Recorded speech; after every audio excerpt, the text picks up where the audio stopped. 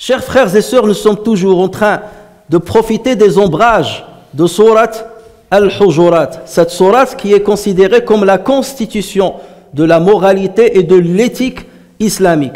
Nous sommes partis d'une première partie où Allah Azza wa Jal a instauré les manières et les codes avec lesquels il faut se comporter avec lui et avec lesquels il faut se comporter avec son prophète à un autre sujet, et un autre objet.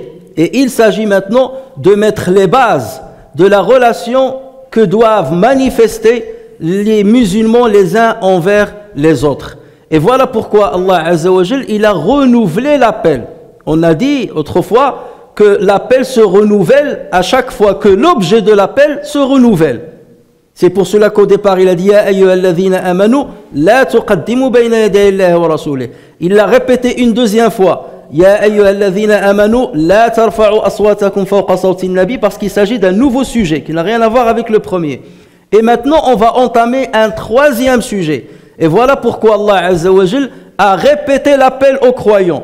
Ya ayyuhalladhina amanu, ô vous qui avez cru, si un pervers vous apporte une nouvelle, voyez bien clair ou bien vérifiez-la, vérifiez cette nouvelle, de crainte que par inadvertance ou par méconnaissance ou par ignorance, vous ne portiez atteinte à des gens et que vous ne regrettiez par la suite ce que vous avez fait. Allah Azza wa Jal commence d'abord par résoudre les causes des problèmes, les causes des oppositions entre les uns et les autres, les causes des disputes entre les uns et les autres. Si on élimine les causes, donc on n'arriverait pas à la dispute, on n'arriverait pas au litige, on n'arriverait pas à l'animosité et on maintiendrait la fraternité qui doit normalement lier les musulmans les uns aux autres. Et voilà pourquoi Allah Azza wa Jal, aussi bien dans ce verset-là que dans les versets qui vont venir plus tard, il va nous mettre en garde contre toutes les causes qui peuvent pousser à la nuisance qui éclate entre les musulmans les uns les autres. Et c'est pour cela donc qu'on voit que Allah Azza wa Jal donc va renouveler l'appel. Ya ayyuhalladhina amanu. Et comme Ibn Mas'ud a dit, à chaque fois que tu entends Allah Azza wa Jal te lancer un appel, Ya ayyuhalladhina amanu, tout de suite avant même d'entendre ce qu'il va te dire, tu dis Sami'na wa ata'na. Parce qu'Allah Azza wa Jal ne peut que t'ordonner quelque chose qui est bien et que t'éliminer ou bien t'écarter de quelque chose qui serait nuisible pour ta religiosité, pour ta vie profane ou bien pour ta vie religieuse. Ensuite, Allah Azza wa Jal a dit In ja'akum fasiqun bi naba. In, même en français, si, ou bien lorsque, c'est une particule de condition.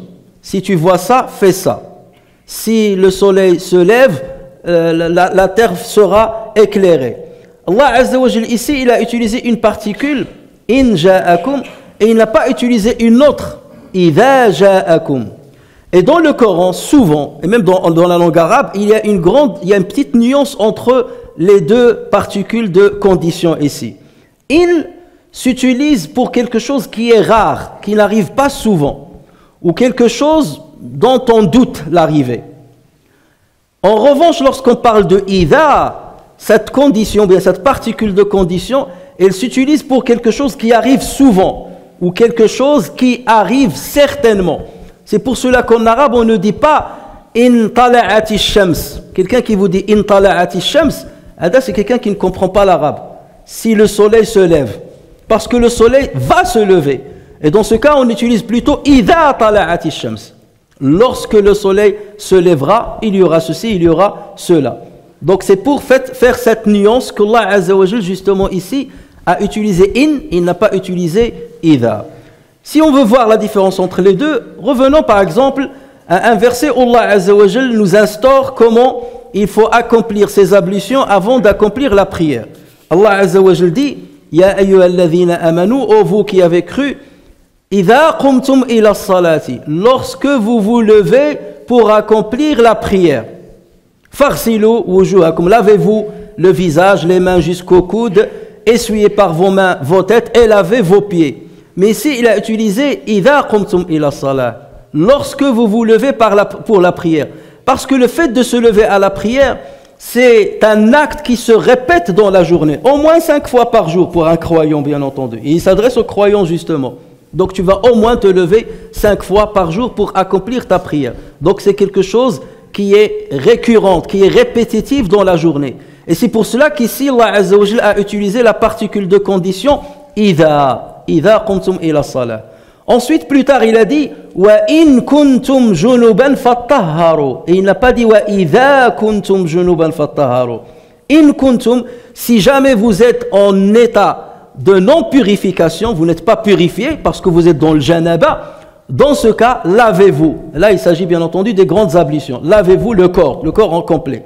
Et là, il a utilisé in kuntum junuban parce que c'est rare qu'on tombe dans la situation où on est en janaba. Ça ne se répète pas plusieurs fois dans la journée d'être dans le janaba. Et donc là, il a utilisé in. Donc maintenant qu'on a compris la signification, bien la nuance entre l'utilisation de ces deux particules de condition, revenons au verset qui nous concerne.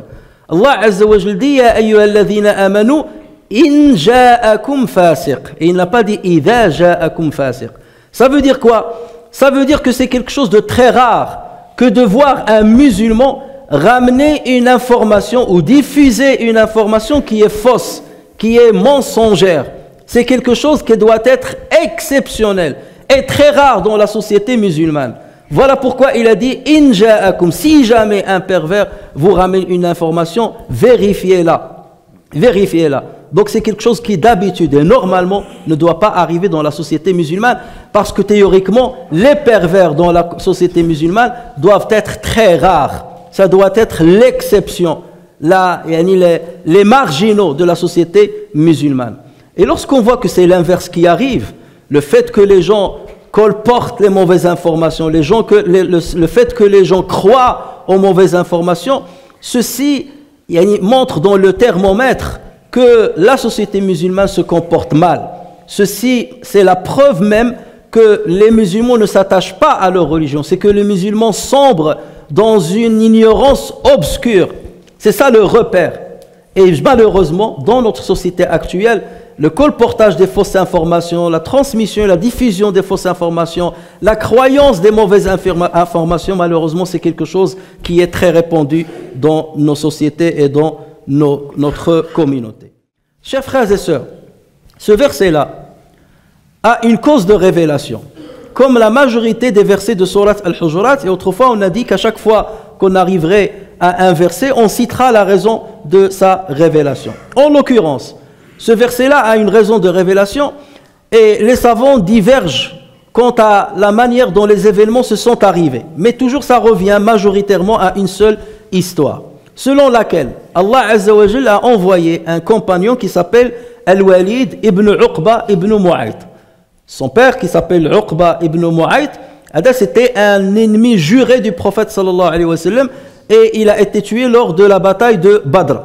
Son fils était musulman et était un bon musulman, comme ce fut le cas de plusieurs enfants des grands ennemis de l'islam de l'époque. Ce qui prouve encore une fois que si ces enfants-là ont embrassé l'islam, alors que leurs pères étaient des ennemis de l'islam, et de leurs pères parfois étaient des victimes des guerres contre les musulmans, malgré ça ils ont embrassé l'islam. Ceci prouve bien entendu qu'ils avaient une conviction ferme que le prophète sallallahu alayhi wa sallam a ramené la vérité et qu'il diffuse la vérité lui parvenant de Allah tabaraka wa ta'ala.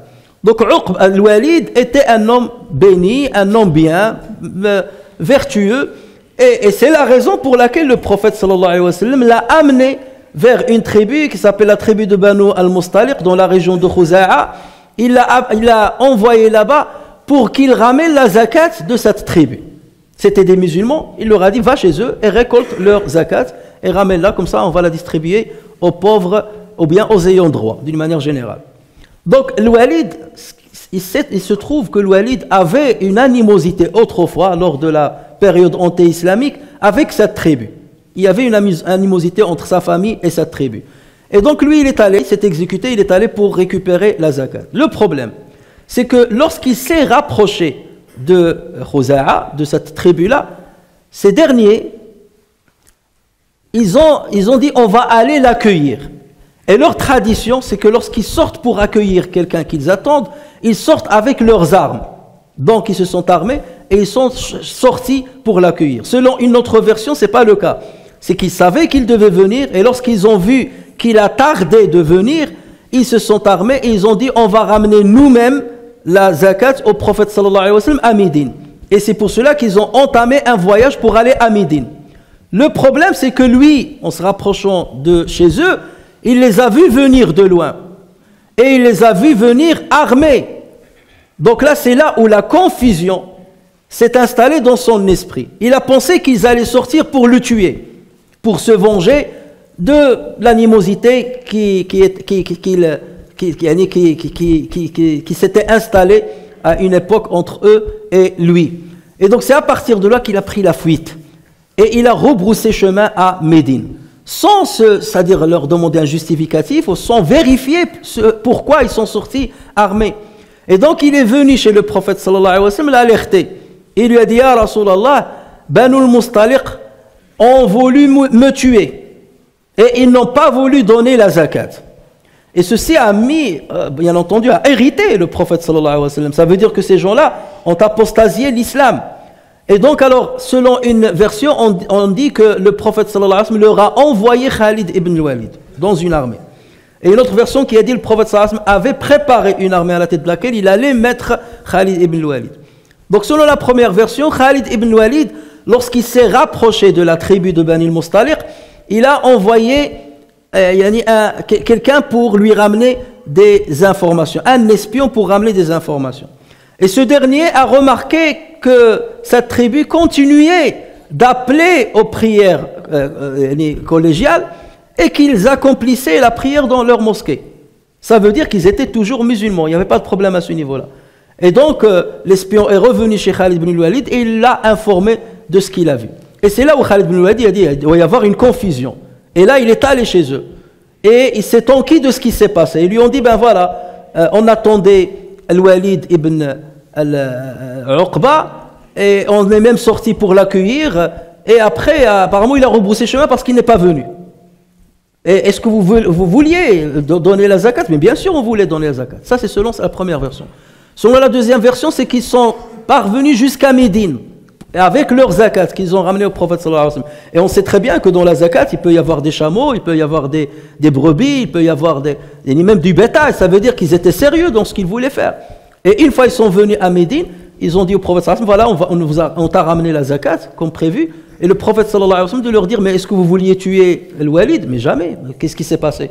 Et c'est là qu'il leur a fait part de ce qui est arrivé, ou de l'information qu'il a reçue de Al-Walid ibn Uqba. Donc vous imaginez, si Khalid ibn al-Walid n'avait pas vérifié l'information, vous imaginez si le prophète sallallahu alayhi wa sallam est allé jusqu'au bout de ce qu'il voulait, là il aurait déclenché une guerre contre cette tribu, pour une information qui était fausse à la base, parce qu'il y avait une confusion dans l'esprit de Al-Walid ibn Uqba. Et c'est pour ça qu'Allah Azza wa Jalla, il a dit, an tusibu qawman, par peur, par crainte, que vous nous touchiez des gens par inadvertance, et que vous regrettiez plus tard. Vous pouvez commettre ce genre d'informations, si vous les croyez, il pourrait y avoir des conséquences dramatiques et irréversibles dans leur gravité par la suite. D'où l'importance donc de toujours vérifier l'information. Lorsqu'elle est mauvaise, bien entendu, cette information concernant une personne, concernant un groupe de personnes, il faut toujours at-tabayyun, la vérification, ou bien at-tathabbut, parce qu'il y a une deuxième lecture qui a été lue par Hamza, c'est une lecture aussi notoire. Ya ayyuhalladhina amanu in ja'akum fasiqun binaba'in fatathabbatu. Il y a fatabayyanu ou fatathabbatu. Et dans la graphie uthmanienne, ça s'écrit de la même manière parce qu'il n'y avait pas les points. Et donc parfois on la lit fatabayyanu, ça a été rapporté sur le prophète sallallahu alayhi wa sallam. Et il y a aussi fatathabbatu, ou tathabbut, ça vient du thabat, ça veut dire la fermeté, la stabilité. Ça veut dire attention, ne vous précipitez pas, attendez bien, ne soyez pas hâtifs dans votre réaction, attendez bien avant de faire quoi que ce soit, jusqu'à ce que vous vérifiez l'information. Fatabayyanu fatathabbatu an tusibu qawman fatusbihu ala ma fa'altum nadimin. Alors, certaines personnes, notamment les chiites, ils ont dit, Allah Azza wa Jalla dans ce verset, il a dit « In ja'akum fasiq » si un pervers vous ramène une information. Donc ils ont dit, puisque la raison de la révélation de ce verset, c'est l'histoire qui est arrivée avec le Walid, ça veut dire que le Walid est un pervers. Regardez le raisonnement. Donc le Walid, c'est un pervers. Et puisque Uthman ibn Affan a nommé Al-Walid comme gouverneur de Al-Koufa, donc Uthman aussi, c'est un pervers. Et ça, ils essayaient bien entendu de trouver la petite bête, comme on dit grossièrement, la petite bête sur Uthman ibn Affan radiyallahu anhu. Or, il ne faut pas se tromper. Déjà, qui a envoyé le Walid? C'est le prophète sallallahu alayhi wa sallam, pour ramener zakat. Et normalement, le prophète sallallahu alayhi wa sallam ne pouvait envoyer que quelqu'un de confiance, parce qu'il s'agit de récupérer de l'argent, de récupérer des biens matériels. Il ne pouvait pas envoyer n'importe qui. Voilà. Mais il a commis une erreur. Donc il y a une différence entre commettre une erreur et commettre un péché de manière préméditée. Une grande différence entre les deux. Commettre une erreur, Allah Azza wa Jalla pardonne. Mais commettre un péché d'une manière préméditée, là il faut vraiment se repentir et espérer qu'Allah Azza wa Jalla pardonne. Donc ça c'est la première chose. Deuxième chose, c'est que tous ceux qui ont rapporté la biographie de Al-Walid ibn Uqba, ils disent que c'était un homme vertueux et un homme qui était respectueux et très responsable. Donc on ne peut pas considérer qu'Allah Azza wa Jal visait particulièrement Al-Walid avec ce verset. Mais Allah Azza wa Jal, ici, suite à cet événement, il a décrété un verset qui concerne tout ce qui ressemblerait à cet événement. Et donc de là, ce décret-là, il devient général. Et c'est ainsi qu'il faut le comprendre. C'est bien de savoir la cause, mais il ne faut pas dire que c'est spécifiquement, et Allah Azza wa Jalla voulait spécifiquement cet homme-là. Mais Allah Azza wa Jalla, lorsqu'il a cité le mot pervers, c'est pour dire attention à toute personne qui falsifie une information, ou à toute personne qui crée une information mensongère, de manière préméditée, et qui la diffuse.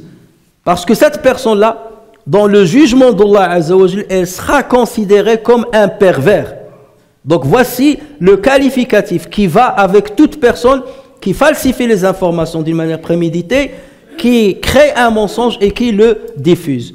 Donc en même temps, Allah Azza wa Jalla s'adresse à deux catégories, à nous par deux objectifs. Premier objectif, c'est de nous dire vérifiez les informations qu'on vous rapporte. Et le deuxième objectif, c'est de dire attention de ne pas diffuser des fausses informations, des informations mensongères sans les avoir vérifiées. Donc ne les diffusez pas et ne les acceptez pas. Et voilà pourquoi il a cité le qualificatif de pervers. Mais en aucun cas, ça ne concerne Sayyidana Al-Walid ibn Uqba ibn Mu'ayt. Et nous savons très bien qu'Allah tabaraka wa ta'ala nous dit إن والذين يؤذون المؤمنين والمؤمنات بغير ما اكتسبوا فقد احتملوا بهتانا وإثما مبينا. Et ceux qui offensent les croyants et les croyantes sans qu'ils l'aient mérité se chargent d'une calomnie et d'un péché évident.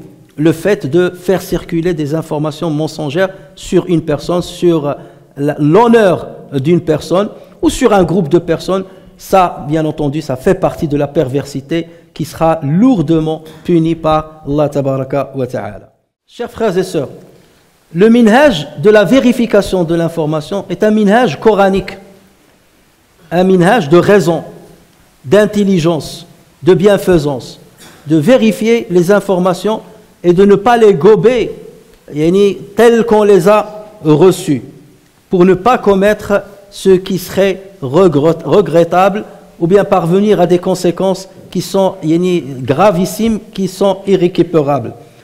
Omar ibn Abd al-Aziz, rahimahullah, radiyallahu anhu, qui était un des grands califes qu'a connu l'islam, c'était un tabi'i. Il y a quelqu'un qui lui a ramené une information. Il ne savait pas s'il était fausse ou vrai, mais en tout cas, quelqu'un lui a ramené une information sur un musulman. Et donc, Omar, il a bien entendu, et à la fin, il lui a dit de trois choses l'une. De trois choses l'une. Je vais vérifier ce que tu m'as ramené comme information. Si jamais ce que tu m'as dit est faux, cela veut dire que tu fais partie de ceux qui ont été visés par ce verset coranique. Ya ayyuhalladhina amanu in ja'akum fasiqun binaba'in fatabayyanu. Oh vous qui avez cru, si un pervers vous ramène une information, vérifiez-la. Ça veut dire que dans ce cas-là, tu serais un pervers. Et tu seras puni en conséquence. Si je vérifie l'information, que je trouve que tu avais raison dans l'information, ce que tu m'as transmis comme information était véridique. Dans ce cas, tu feras partie de ceux qui ont été visés par le verset coranique, Hammazin, Masha'in, Binamim, grand diffamateur et grand colporteur de médisance. Donc dans un cas comme dans l'autre, tu es fautif. Tu es fauteur de troubles. Que l'information soit véridique ou mensongère, dans les deux cas, tu as commis un péché. Dans le premier cas, tu as menti et tu es un pervers. Dans le deuxième cas, tu as colporté quelque chose qui est nuisible pour ton frère. Tu as colporté de la médisance sur ton frère. Tu as sali la réputation de ton frère. Et dans ce cas, tu mérites la punition. Et le troisième choix, c'est que je te pardonne. Et il lui a dit, Ya Amir al-Mu'minin, je te demande pardon et je ne reviendrai jamais à ce que j'ai fait. Et c'est comme ça qu'on éduque les gens. Et c'est comme ça que nous devons éduquer nos enfants.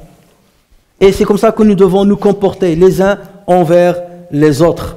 Le musulman est quelqu'un qui d'abord ne pense que du bien de ses frères. Ça, c'est la règle de base. Je ne pense que du bien de mes frères.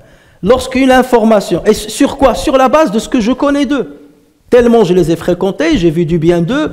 Les erreurs, bien entendu, sont humaines. Alors, ils ne sont pas des anges, ils ne sont pas tous des prophètes ou des messagers. Donc ça veut dire quoi? Ça veut dire que l'un ou l'autre peut commettre des fautes. L'un ou l'autre peut commettre des erreurs. Et si chacun de nous doit juger définitivement en mal son frère parce qu'il a fait un mal, il n'y aurait plus de relation humaine. Il n'y aurait plus de relation humaine. Donc il y a beaucoup de choses sur lesquelles déjà il faut fermer l'œil. Et il faut pardonner. Ça c'est la première chose. Il y a beaucoup de choses qu'il ne faut pas entendre. Et quand bien même on les entend sur quelqu'un, d'abord ça rentre par une oreille, ça sort par une autre. Parce que tu dis à la personne, je ne veux pas que tu écorches l'image que j'ai d'un tel. En quoi ça va te servir?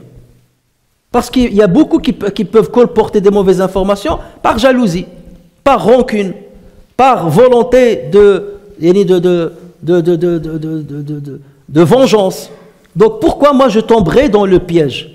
Pourquoi on viendrait me remonter contre quelqu'un qui à la base ne m'a pas fait de mal? Et combien même il m'aurait fait de mal et que je n'ai pas entendu, donc moi je continue naïvement et de bonne foi à me comporter correctement avec lui. Et je suis dans tous les cas gagnant auprès d'Allah tabaraka wa ta'ala.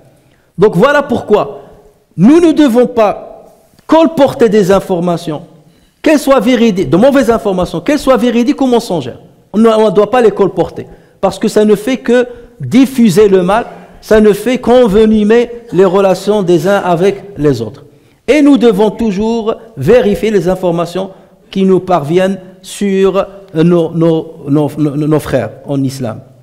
Et c'est pour cela qu'il faut, et supposons que cette information, il faut quand même la prendre en compte parce qu'elle risque d'avoir des conséquences dramatiques. Dans ce cas-là, bien entendu, dans ce cas, on va la vérifier à la source.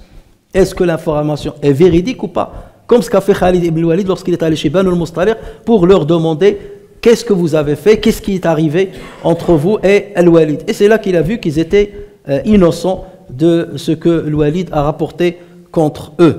Et voilà pourquoi Allah Azza wa Jalla nous dit fatabayyanu, voyez bien ou bien vérifiez bien, de crainte que par inadvertance, bijahala, par inadvertance. Alors ici c'est une traduction, une bonne traduction de l'jahala, mais le jahala veut dire d'abord l'ignorance et il veut dire aussi le manque de magnanimité, la précipitation, le caractère hâtif de certaines personnes.